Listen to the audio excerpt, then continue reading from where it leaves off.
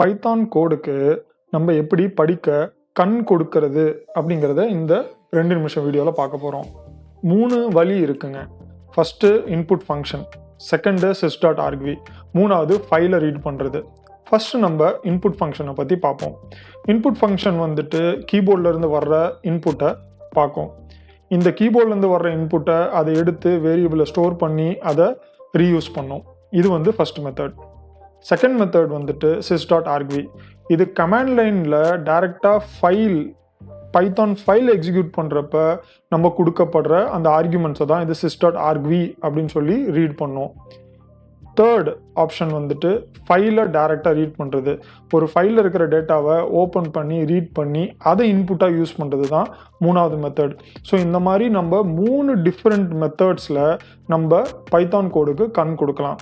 இந்த மாதிரி கண் கொடுக்கறனால பைத்தானை ஸ்ட்ரிங்காக அந்த இன்புட்டை எடுத்துக்கும், ஸ்ட்ரிங்காக மட்டும்தான் எடுத்துக்கும். இங்கே நீங்கள் பார்த்தீங்க அப்படின்னா நான் ஒரு turtle_work.py அப்படிங்கிற ஸ்கிரிப்டை ரன் பண்ணியிருக்கேன். இதில் இன்புட்டை வாங்கி ரெக்டாங்கிளை நான் பிரிண்ட் பண்ணுறேன். அந்த turtle_work.py அப்படிங்கிற ஸ்கிரிப்டை வந்துட்டு லைன் பை லைனாக கோடு படித்து இந்த இன்புட்டுக்கு வந்ததுக்கப்புறம் கோடு பிளாக் ஆகி நிற்கும். அந்த இடத்துல இன்புட்டை நான் ஸ்ட்ரிங்காக வாங்கி அதை இன்டிஜராக கன்வெர்ட் பண்ணியிருக்கேன்.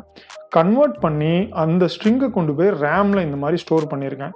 ரேமில் பல மெமரி ஸ்பேஸ் அவைலபிளாக இருக்கும். அதில் 2 இடத்துல நம்மளோட h அப்படிங்கிற வேரியபிளும் w அப்படிங்கிற வேரியபிளும் ஸ்டோர் ஆகிருக்கு.